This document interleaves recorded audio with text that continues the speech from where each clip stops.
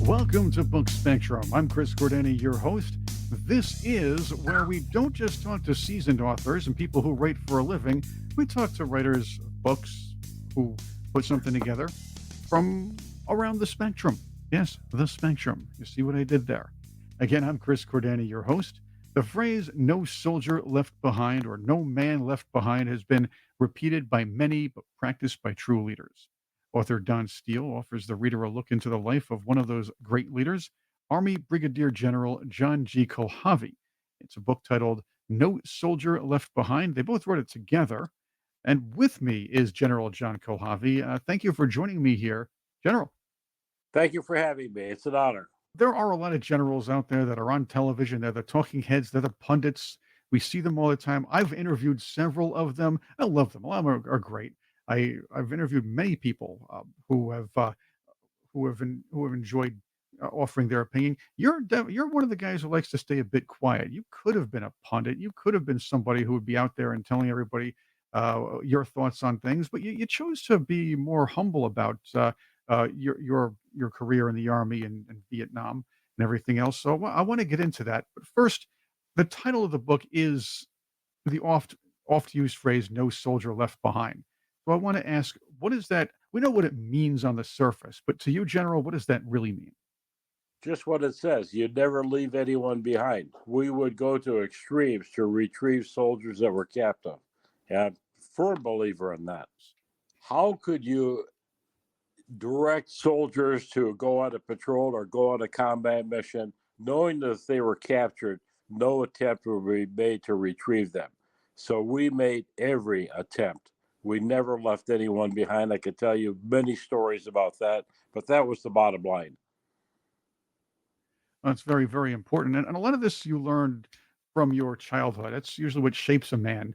But there are a lot of times your family had some rough times and really had to stick together. And I'll put it this way, not leave each other behind. Correct. That's true. I was the oldest of four children. My father left when I was 15. It was my mother and four kids living in a one-room cabin. I was the man of the family, and I did what I could to provide food. With me is General John G. Kulhavi. He is the co-author, and his biography is really in this book, No Soldier Left Behind. We're talking to him right now on Book Spectrum. I want to get into that as well. Your mother really taught you a lot about selflessness, and much of that, from what I was reading in the book, stemmed from when your family owned a store, and your mom would know that your whole town, the small town you and your family moved to at the time, a lot of them had a rough time. A lot of them had a rough go of it in some areas. The idea is, you seem to learn that your mother even didn't leave her customers or her fellow towns or her fellow neighbors behind here. My mother was the most generous person I had ever known, and I think I followed in her footsteps to the best of my ability. Talk about that. Talk about your mom and how she would do her best to help her neighbors and again not leave them behind, if you will. She would give them food on credit. Twice she had to borrow money to restock the store because she virtually gave most of it away. And then she finally was forced to sell it because there was no money left. And I don't think she received enough on the sale to pay the debt that she had. And you had to go to work as well. You had to make sure you helped take care of your family when your father left. Um, what attracted you to a life of service? As in, obviously in the military, but from there on forward. I grew up in the World War II era. I was born in 1942. The war started in 1941. Well, the United States got involved in 41 after the attack on Pearl Harbor. Um, and the military fascinated me. I grew up watching war movies, To Hell and Back, Flying Leathernecks, and I always had a very distinct interest in serving in the military. And I was fortunate enough to be able to accomplish that. General, you again reading your book, No Soldier Left Behind. You and of course your former roommate, Dr. Don Steele, got a lot of writing on this here. His perspective was your life might have been a bit different if you didn't join ROTC in college. You seem to be attracted to that. I believe you stalled graduation a little bit just to get there and earn your officer's commission. how do you think your life would have been different if you didn't join ROTC? I think it would have been much different. I've always said I had 5 years of college. I graduated with 2 degrees, a commission as a second lieutenant in the Army. But the time I spent on active duty was the most valuable learning experience in my entire life. It benefited me not just in the Army, but also in my civilian career with Merrill Lynch. And I say that because I learned three things that I don't think I would have learned anywhere else. At a very young age, I was entrusted with a lot of responsibility. At age 24, I was in charge of five M60A1 tanks and all the crews. The next year, I was the flight leader for the 25th Infantry Division in Cu Chi, Vietnam. I was responsible for selecting 10 crews every day virtually to fly combat missions. So I had the responsibility for millions of dollars of equipment and a lot of lives. The second thing, you learn to make decisions. They had to be made very quickly. It had to be the right ones, or somebody would be injured or possibly not survive. And the third thing, I learned how people reacted under tremendous stress. And that was probably one of the more interesting aspects of it. I found no correlation between courage and physical stature. Um, some of the biggest, toughest, meanest guys totally fell apart when the bullets started flying, and the 90-pound weaklings rose to the occasion. It was a great experience for me all the way around, and I think it benefited me throughout my life. Thank you. Do you think that kind of trait, that what you were talking about, the idea is acting under stress or decisiveness, do you think that can be learned, or is it something that becomes natural, or maybe kind of instinctually uh, gained inside someone by osmosis I through think their a little, experiences? I think a little bit of both. Some people I think are born with that trait, and but I also think it can be learned from experience. When you're in a situation where you have to be decisive, you have to move forward. You don't take the time to learn that. You have to know how to react right now. Well, let's talk about that. You brought a lot of that into the military, and Don Steele describes a lot of your accomplishments inside the book. And part of this is because you don't really talk about yourself that much. You didn't make this happen. You didn't go to the news, and you didn't offer yourself up as a talking head or a pundit so people can look back at what you did. Um, so you wrote. So from what I'm understanding is you had this book put together so your family can learn more about you. My grandchildren in particular, between my wife and I, we have 14 grandchildren. Well, that's interesting, and it's always nice to leave a legacy. But again, they probably want to know what our grandfather or great grandfather has done over the years. It's nice to leave something behind, but again, they really didn't know much about you, and I think a lot of that has to do with, and I believe Dr. Steele puts that together very well when he writes about you. Your choice to do everything humbly. You didn't you after Vietnam, let's put it this way, after Vietnam, there was a waiting spotlight for you. You're a high-ranking guy. You could have done anything you wanted as far as in the public eye. You chose not to do that. You also chose to work behind the scenes or work as a work in Merrill Lynch with a bigger corporation. I guess what I'm getting to you is, was this something, did you never like the spotlight, or was it something you avoided? Or is it something you just was never, or was it just never important to you when you were, younger? It was never that important. I got a lot of attention, especially with my career at Merrill Lynch. I'm not sure how it happened. It happened, but it helped my business grow tremendously, and I was very proud of what I accomplished by the time I retired. I'd spent 48 years in the business.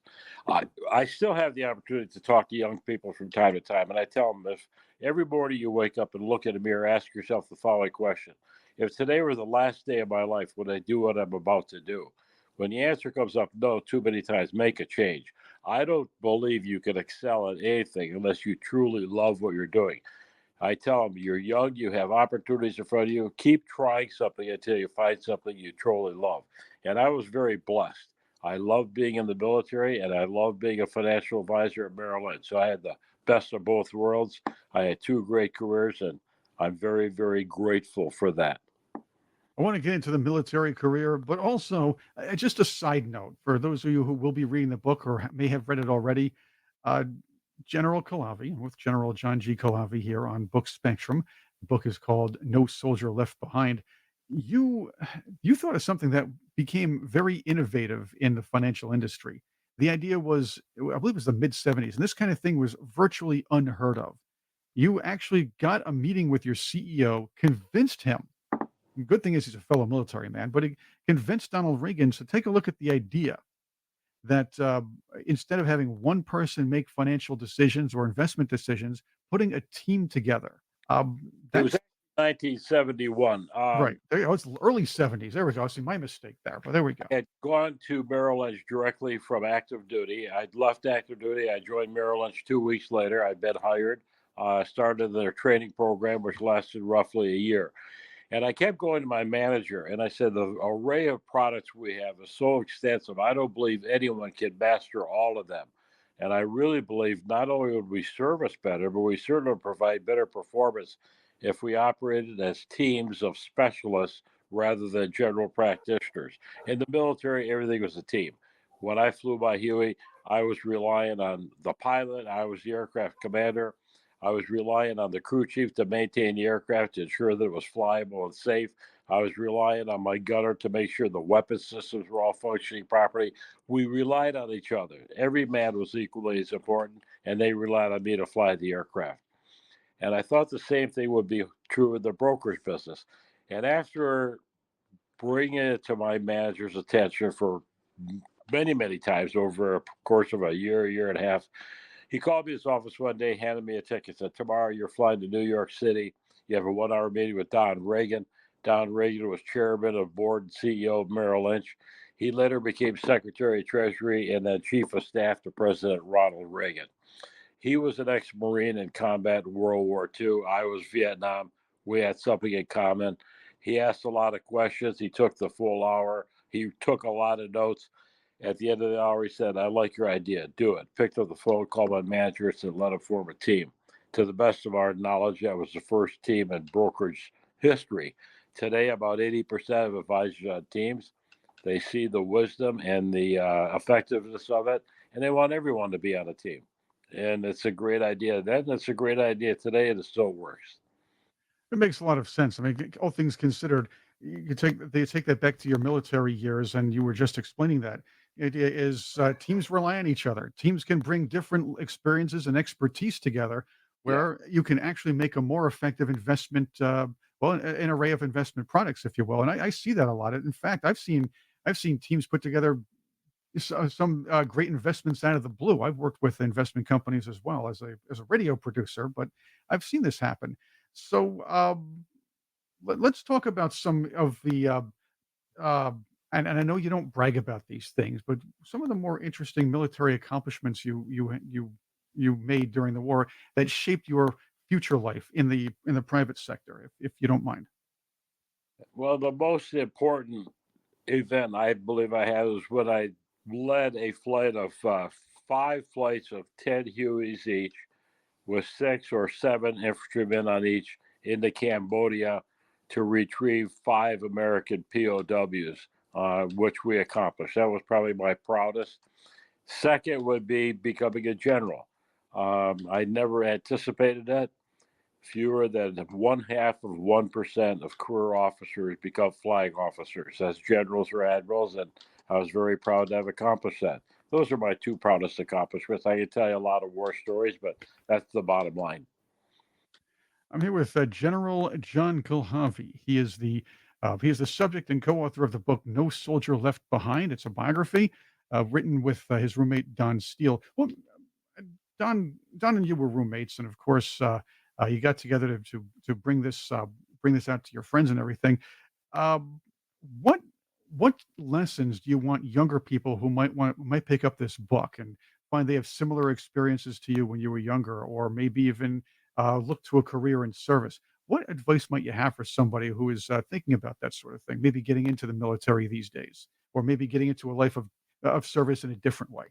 Being in the military today, unfortunately, is not popular with young people, but I think it's the greatest experience I had, and I would encourage others to follow in my footsteps. The lessons you learn, as I enumerated out a while ago, are very, very important. The responsibility, the decisiveness, learning how people react in different situations. I think it benefits all of us, and I would encourage them to do it. It's unfortunate. The military's in dire straits right now. The Army short over 25,000 men. Every branch of the service is short of people. But I saw some statistics because I had to give a speech to 1,300 disabled soldiers about a year and a half ago. Something like 8% of the population are eligible to serve in the military, ages 17 to 24.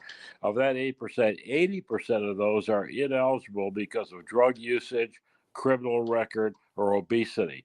So the pool to draw on is very, very small.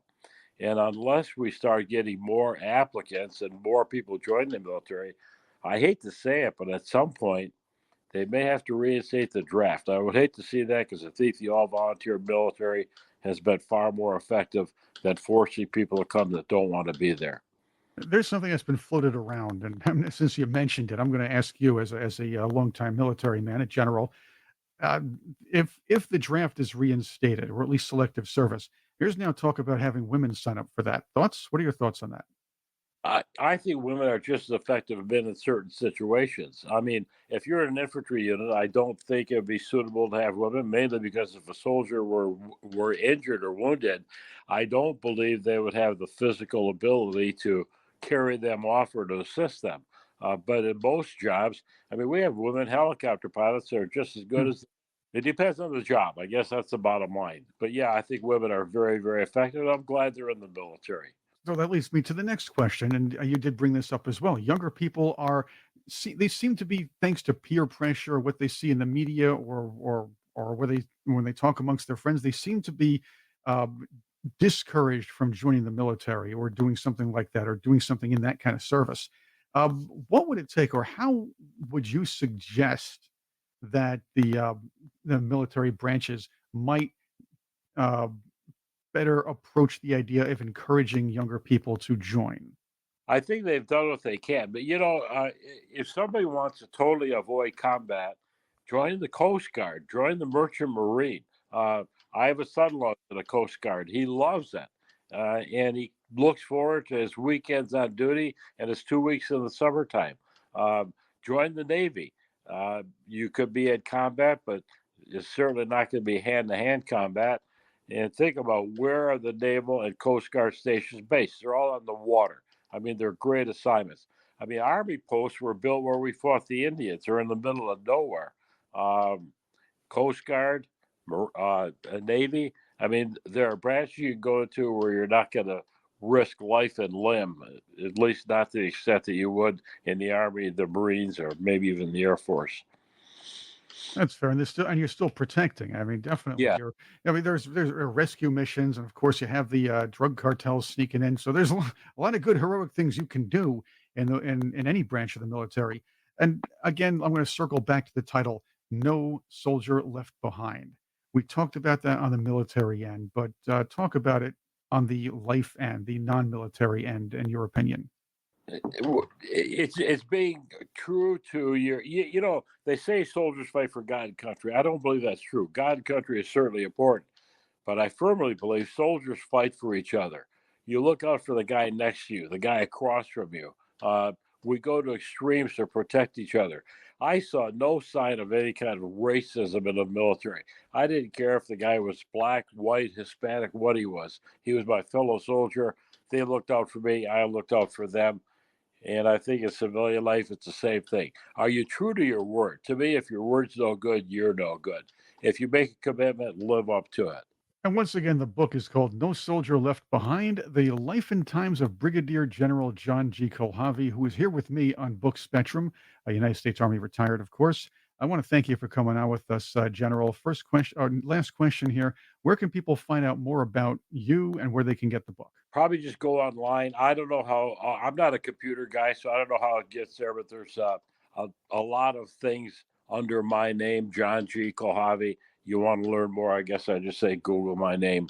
The book, I believe, is going to be for sale on Amazon within the next couple of weeks. Excellent. Well, thank you very much, General, and we appreciate having you come on. And thank you very much for your service. Yeah, if I could, I'd like to tell you one quick story. I don't. I'm not. Perfect. I don't tell a lot of war stories. I don't know why. I just don't. But I'd like to talk with the humorous stories. We were authorized 52 pilots. We never had more than 46. We were always short of pilots. But when we weren't flying, it was like being in a fraternity. A bunch of young hotshots who are all trying to do things exciting. And we did some interesting things. Um, our base camp was called Kuchi, capital CU, capital CHI. It was right outside of the village of Kuchi. We fly missions 3, 4 nights a week. Sometimes you fly all night, different types of missions. But most nights when we come in, they shoot at us from the village. We see the tracers coming up the ships. We were not allowed to return fire because they had a pacification program going on in the village to convince the people to be on the side of the government, not the bad guys. And we kept thinking, somehow we got to get back at these guys. Well, I wish it would have been my idea. It wasn't, so I won't take credit. But one of the guys in our unit got a monkey.